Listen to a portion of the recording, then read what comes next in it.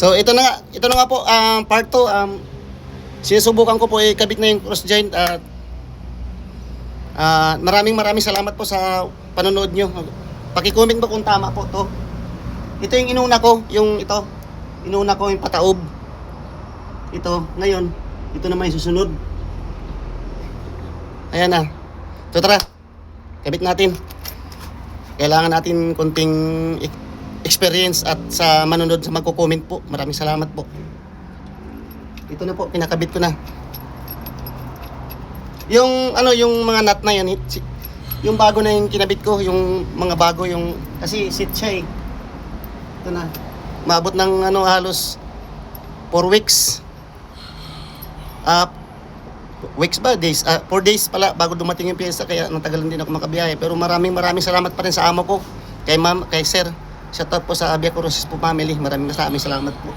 Naiyak yata ako. Maraming salamat po talaga. Ito, sinasalpa ko na nga. At kailangan ng konting lang din, experience para makabiyahe na. Diba? Ay, salamat po sa inyo talaga. Kung hindi dahil sa inyo, wala ako sa pagbablog na ito. Maraming salamat po. Wala kang kasama ngayon, walang katulong. Sunod-sunod ang sira ng unit ko. Kaya, nung linggo, napasimba ako. Hindi ako ng tulong sa Panginoon. Diba? Ito.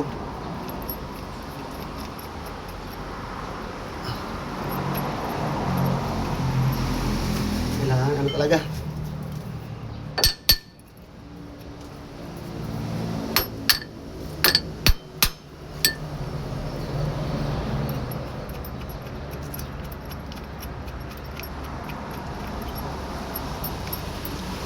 Maraming salamat po talaga sa inyo ha.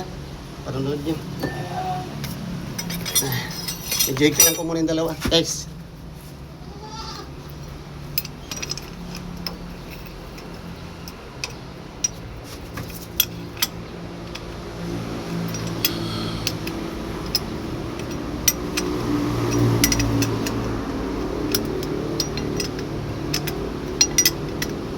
Hirap ng buhay pagka laging sira yung unit.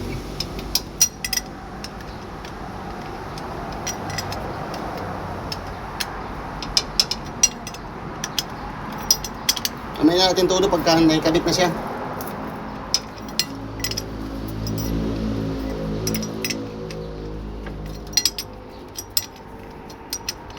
Yun. Putulin ko na po yung video. Medyo mahaba na po eh. Maraming salamat po kahit wala pang almusal. Basta kayo nandyan. Maraming salamat. Bye-bye.